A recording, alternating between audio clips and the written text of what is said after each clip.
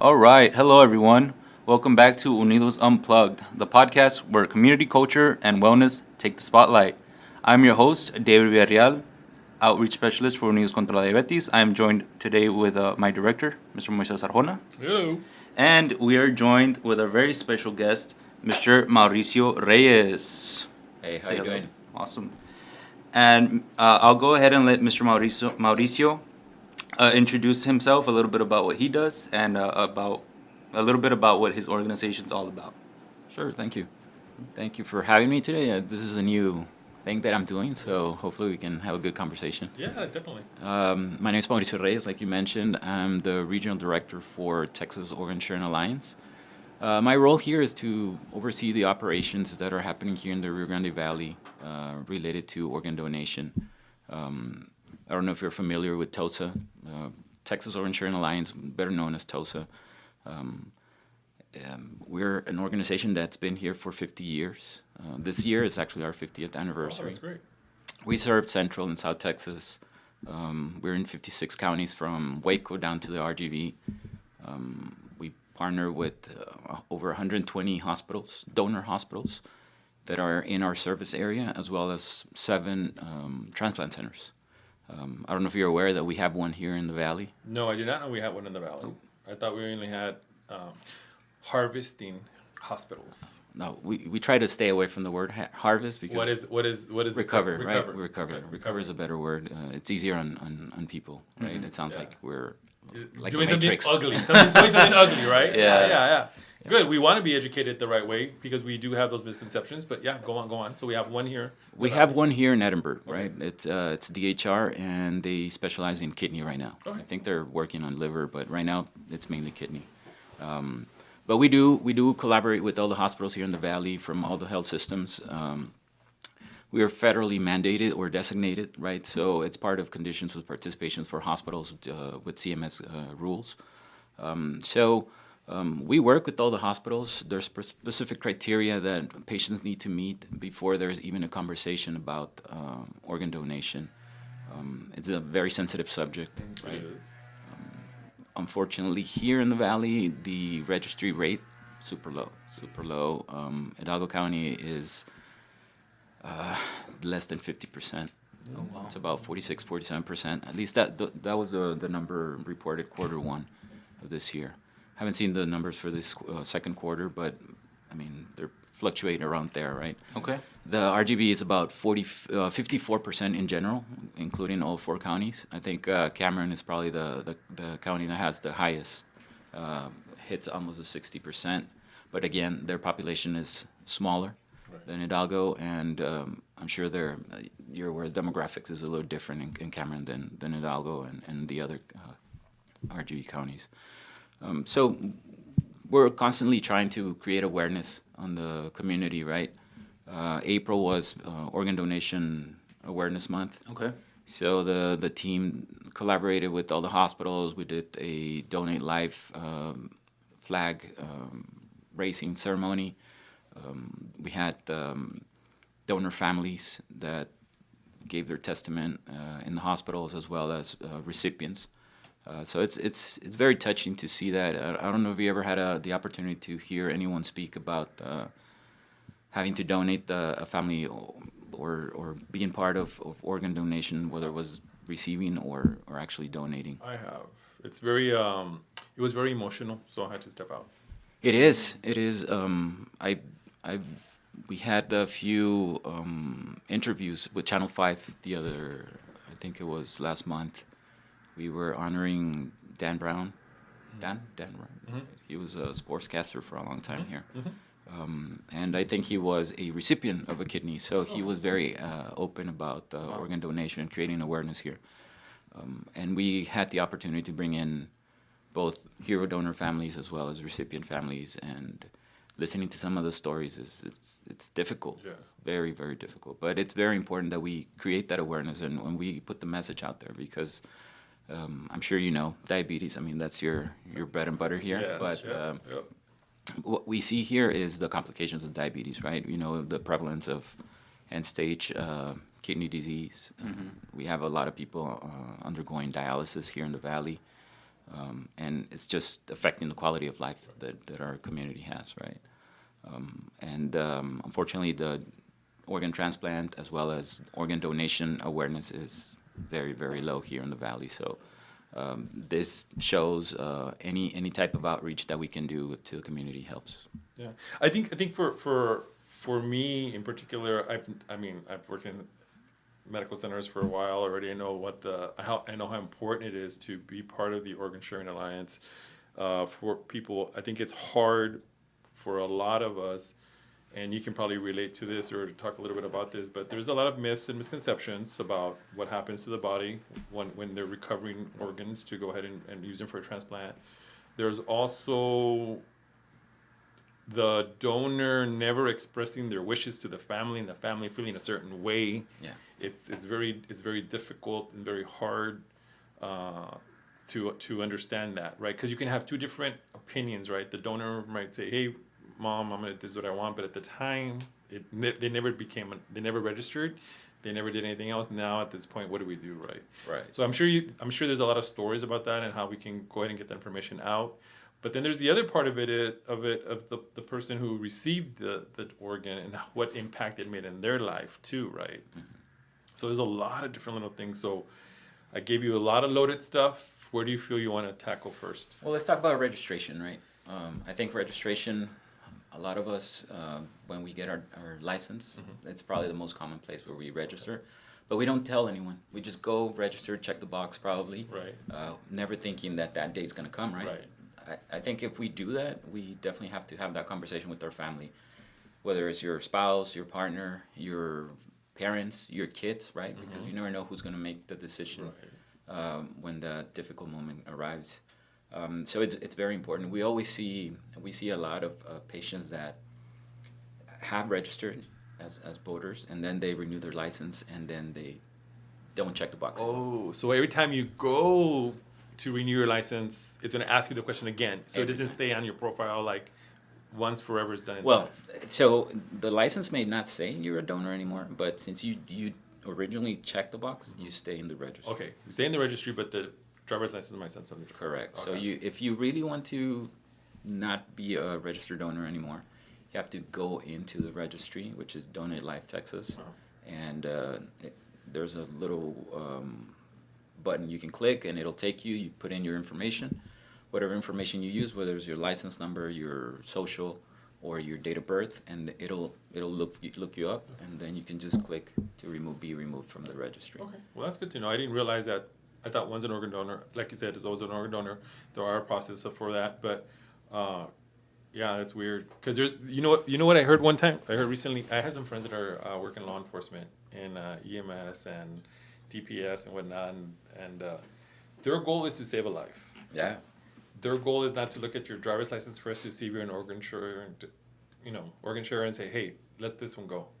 But there's this misconception that people think, no, if they know that I'm an organ donor, they're not going to give me the care that I deserve to bring because I'm like, that's a misconception. Where did that I don't know where hear that's it all the time. I know, but, we hear it how all the did- time. Movies and novelas and just by word of mouth, people saying, I know the neighbor of my cousin. So-and-so. Es lo que le pasó, whatever. Right. Yeah. But it's probably number one. It's probably the number one misconception that we hear across.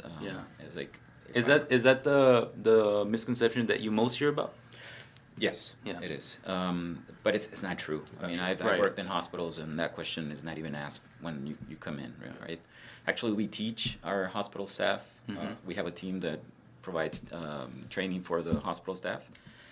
Not to touch anything about organ donation, right? Because we don't want them to be involved in any of this process. Well, on that, I know we got right into it. On that note, I did want to kind of ask a little bit more on your background. So I see you're the regional director for TOSA. Right. So how did that come about? Where did you start? How did you end up? So I've been with TOSA going on 3 months barely. Right? Oh, wow. But I've had a background in healthcare all my life. Okay. I have a medical degree from Mexico. Until recently, I was working in Mission Hospital. I held multiple roles in the hospital. The last role was quality director at the hospital. Okay. I just came across this opportunity. I saw it was something good for me, and I took it. And so I've been with TOSA for 3 months. Awesome. So I'm still in the learning phase as well. Right. But as soon as you start working with TOSA and you see the mission, you kind of follow it, and you see the good that comes out of what TOSA is doing, despite all the negative comments and reviews that people may have about organ donation, right? But going back to the whole misconception, doctors, nurses, ER, if you're in a crash car, nobody's going to be, oh, you know what, this guy's a good candidate. No. We encourage our staff in hospitals, our doctors, to not even talk about that with the families, right? Our team will approach them when it's necessary, and we see that it's appropriate to approach them, right? Obviously, there's a referral that the hospital does to our call center.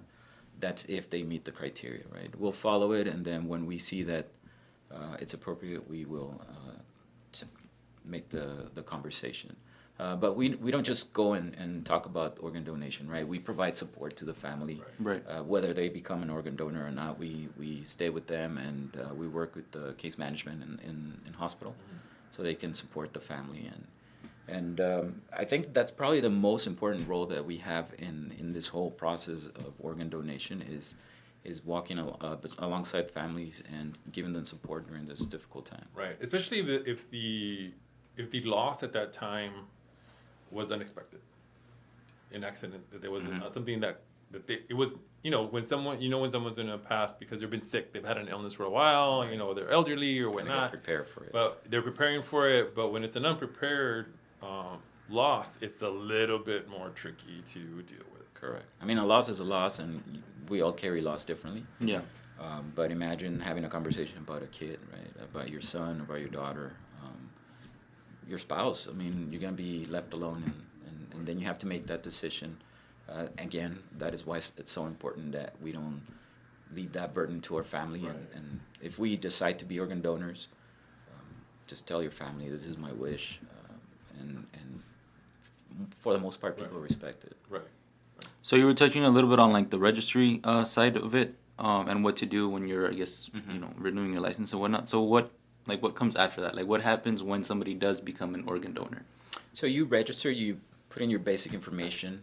Anyone can register. There's no real need. When I'm talking about immigration status or anything, it won't ask anything of that. It just asks that you have an address here in the area. That's it. You'll get an email saying that you've registered. You can actually send the email to 3 people, letting them know that you registered. Oh, okay, great. And that's at the same time, you create awareness for them to register. Right. So if you do register, send it to your legal next of kin, whoever you think it's going to be associated with taking any type of decision in that moment. So just to make sure that I feel we missed something. So one, you can register as an organ donor during your time of getting your driver's license driver's license or renewal, but you can also go to the donate.org website. Is that it? Was it now donate, or what's the website? It's donatelifetexas.org. And you can register through there. Through there, you can also register through tosa1.org, which is our website, and the banner at the landing page, you just click on it and it'll take you to where you have to go. So there's various ways of making sure that you're an organ donor, but for sure, go to the website, TOSA, and then you can do it from there or follow up with your driver's license. And visit tosa1.org, and there's a lot of information there that you can read on organ donation. You can look at stories, right? Organ recipients. We always think about donating organ of someone passing away, right? But there's also living donors. Okay. So you can also donate an organ when you're alive, a kidney, right? Well, that's good to know, because here we go thinking we're getting kind of morbid, right? It's only when you pass, but you can be a living donor to when you're living to someone. Okay, good. Correct. That's good to know. So real quick, are there certain, I guess, what are the organs that are most likely to be used or considered? That's a good question. I mean, one organ donor can save 8 lives. Okay. So you have the lungs, right? You have the heart, you have the liver, pancreas, and kidneys. Wow. Intestine. Okay. So those are the 8 organs or 8 people that can benefit out of those organs, right? Because you have 2 lungs, 2 kidneys, right? So, but then there's also tissue right? And tissue can save up to 75 people, not lives, but heal or improve their life, right? Is that like maybe for like burn victims or You can just... use skin, you can use corneas, you can use bone, Oh, right? wow. Bone implants for dental work. Okay. Yeah. Wow. So eyes are not harvested. Your cornea is harvested. cornea. The cornea. Correct. And I used the wrong terminology again. Yeah. It's Recover. recover. We're learning. Correct me because I'm wrong. I mean, here I think you were something like It sounds like something like from like the black market or something. Yeah. And that's another misconception, right? Is like only if you can pay for it, you'll get an organ. But Yeah. There's a specific way. There's a national waiting list that people go through. You sign up at your transplant center, and then you end up at this national waiting list. And then obviously, if a organ is recovered here in the region, we'll try to match it closer to the region. But if there isn't a match, then we'll start broadening our region. So yeah, it's interesting. What are some challenges that you feel like you guys are facing right now, just in the landscape of things? Well, one is the registry, right? We have very low registry numbers, and two is beating those misconceptions. Religious reasons is another one, but we've made sure, and major religions are for organ donation. But always we're very careful about that, right? We want to be respectful, obviously, and we try to inspire people when we come and have that conversation with them. But it's ultimately a decision they have to make. We never force them into doing it. Right, and I think there's a lot of it is education and becoming aware of what's out there. I was talking to a friend of mine the other day, and he's like, or a couple of people, right, about different things, because we're doing currently we have a project for the power of attorney or the advanced directives, and a lot of people don't want to do advanced directives because they think it's their death warrant. I've already signed it. That means a couple of things: that I'm acknowledging that I'm gonna die, right? Two, I'm giving the agent, the person, all this power over me right now. And I'm like, no, it's only when you're incapacitated. It doesn't work this way, and blah, blah, blah. So it's a lot of education that has to be done. But going back to the registry and all these types of things is about what people need to know to be informed. And, there's like cremation in the Catholic faith, organ donating. Can you become a donor even if you're Catholic? Am I going to be whole when I get to heaven? All this other, there's a lot of things that we go through, and it's because our beliefs we're not educated correctly in our beliefs. Correct. So people do think that if you're an organ donor, you have to be cremated, right? Oh yeah. But that's not true. I mean, they're not going to chop you up, to be honest. I mean, organs Right. that will be recovered. Not all the time we recover all the organs, right? If only kidneys are viable, then we'll do only kidneys. Right. We won't touch the rest of the organs. The family still has the chance to bury their loved one, right? You're still going to go to a funeral home. If your desire is to be cremated, then by all means, right? But it doesn't mean that because you're donating your organs, you have to be cremated. Right. That's also a misconception. Yeah, okay. Cool. Because you hear a lot of things in the community, and I'm not that I'm for conspiracy theories or anything, but soy bien creído también. I was gonna say, I feel like sometimes in our culture, like we'll feed into it. Well, I'm not saying. Yeah.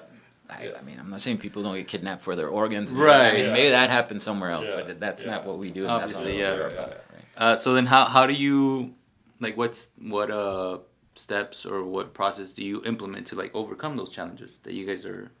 Well, we're always trying to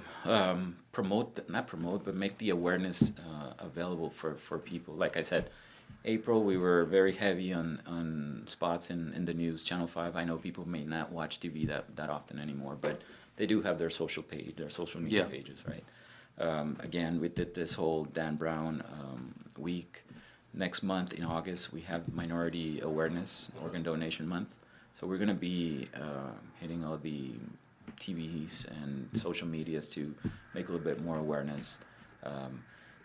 We try not to do advertising because we really don't advertise, right? We promote people registering, right, with Donate Life. Yeah. That's what we want people to be aware. And every chance we can, we try to educate, we try to talk about misconceptions and stuff like that. Do you feel like maybe that in itself is a challenge that you really don't? I mean, how do you sell? Exactly. Give me your You organs, can't right? sell it's that. difficult to Right. do that, right? But Yeah, I hadn't thought I mean, about we that. have to be careful about how we word it and everything. Right. Are there certain Can I be diagnosed with a certain illness and not be considered a donor, even if I am a donor already? There are certain things that will exclude you from the registry.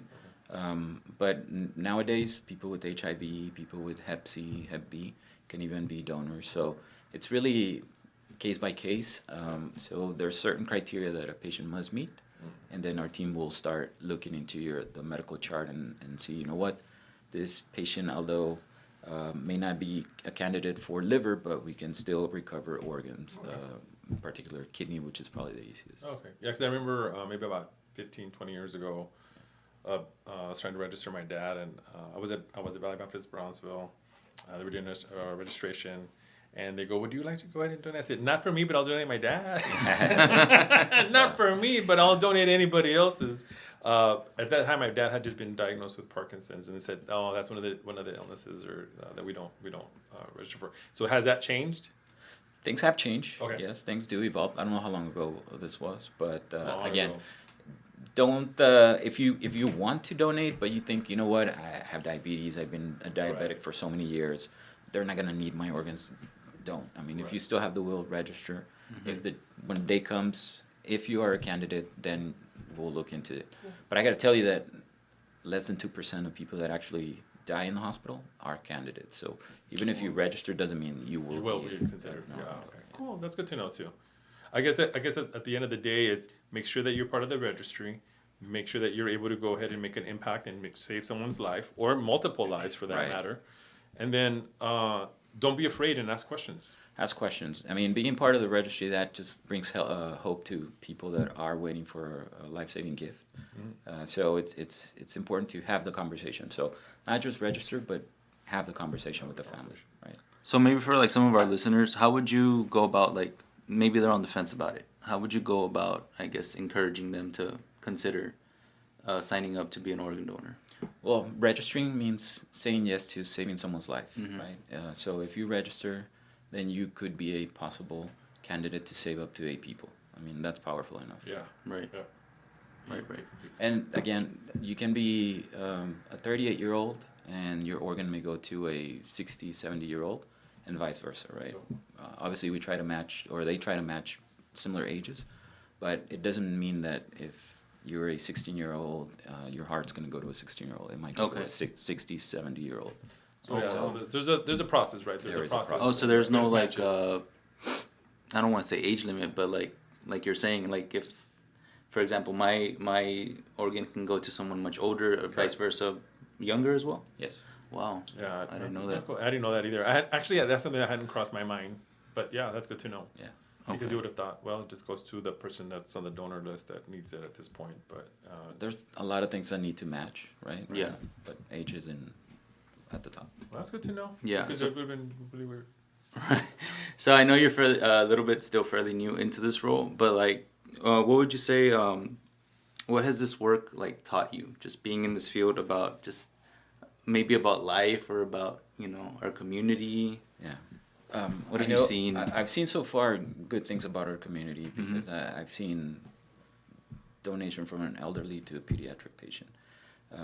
Having the strength to say yes to giving your organs from your child, it's very powerful.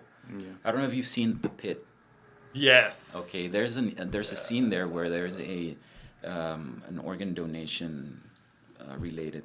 This is a show. It's a It's show. a show. It's on HBO Max. Okay. Right. Okay. So not promoting they it, talk but- about this, and they show a scene where they do an honor walk. It's a small one, but being actually the part of an honor walk, it's powerful. I mean, it definitely brings you to tears when you see obviously the sorrow and the pain that people are going through, but the courage to say yes to organ donation and allow it to happen, because a lot of times, like I said, it falls on the family, not necessarily on the person. Right. And that episode was really well. It was several episodes that led up to that. Correct. And it's hard. Again, you're never expecting to have an incident where you're going to end up passing. But in this one, it was a young man. I believe it was a young man. As a teenager. Yeah, teenager. And it was, I believe, think it overdose. was fentanyl overdose. Oh wow. And it wasn't because he was a drug addict.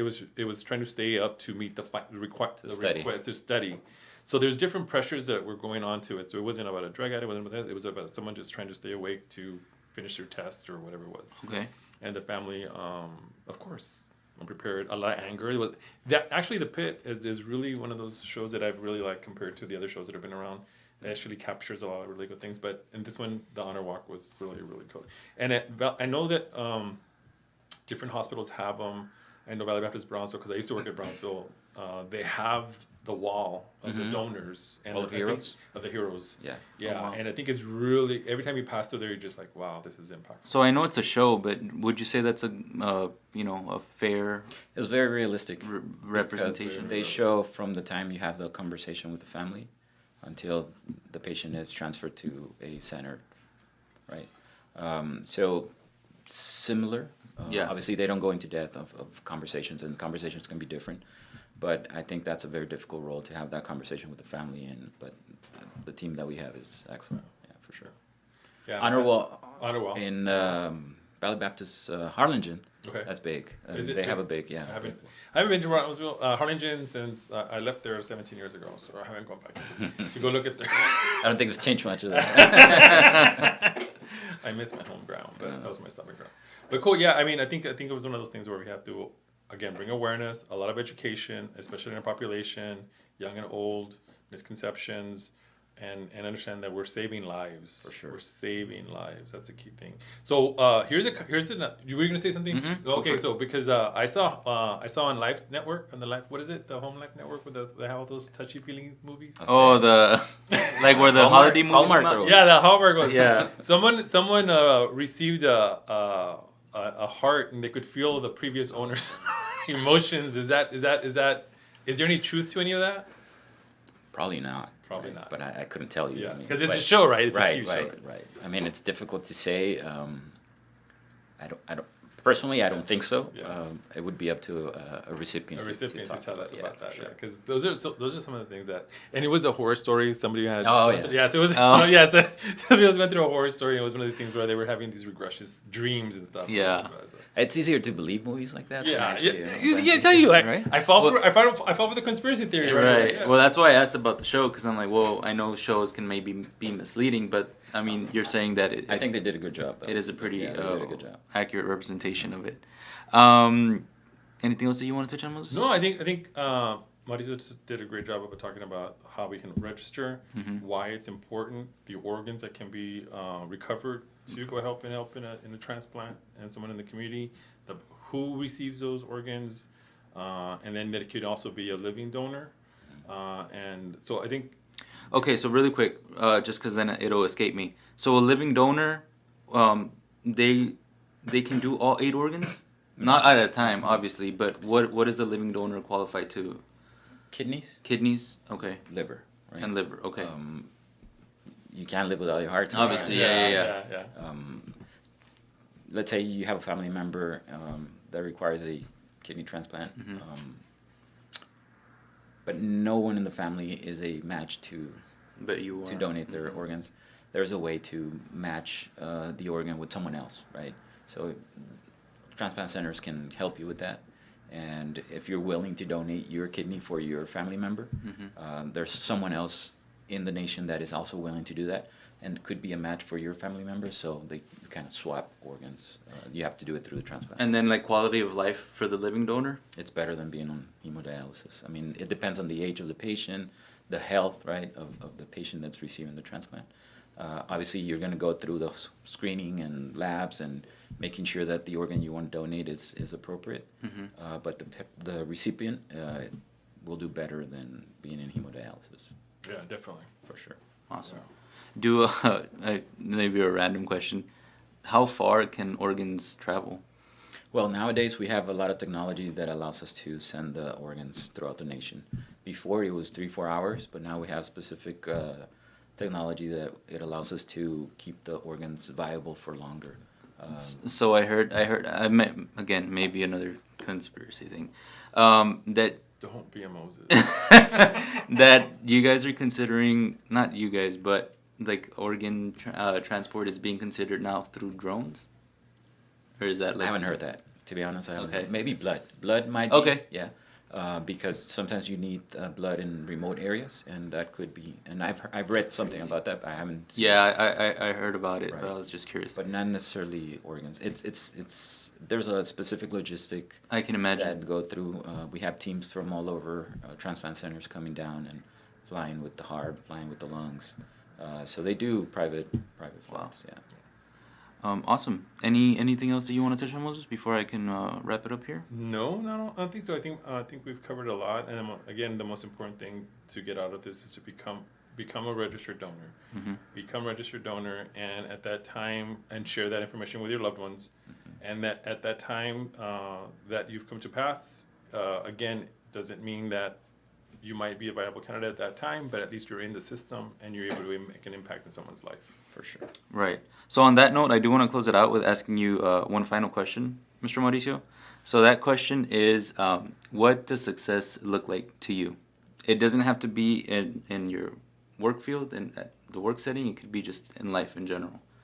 Well, let's focus on the work. I think to me, success would be increasing the registry, right? Right. Increasing the registry and having the conversation with the family, being open about it, and removing the taboo that it surrounds about everything of organ donation. That's it. I mean, success is different for everyone, but Exactly. specifically for organ donation would be being able to have more people in the registry, for sure. So just to that. So let's see what we can do to help you all in the registry. So I think you said Hidalgo was at 46%. 47%. And what would be an adequate goal? Because we all like challenges in the Rio Grande Valley. We all want to make sure that we're number one, and we're already number one in obesity rates and diabetes rates. And Well, let's be number one also in. Let me organ tell share you, rates. so you can see a perspective. RGV is 54% total. Dallas, Houston counties, whichever county they are, they're in the 80s, 70s. Okay, so we want to be at least close to 75, 85%. That would be That'd be a amazing. great number. Yeah, So for sure. let's work on getting those numbers up so that we can be also number one and known for positive things in the Rio Grande Valley. Right. Aside from the negative, we can be, hey, we've signed up. We are part of this of this alliance to improve the lives of the Rio Grande Valley. I know we're already closing up here, but that's a huge difference. Yeah. It is.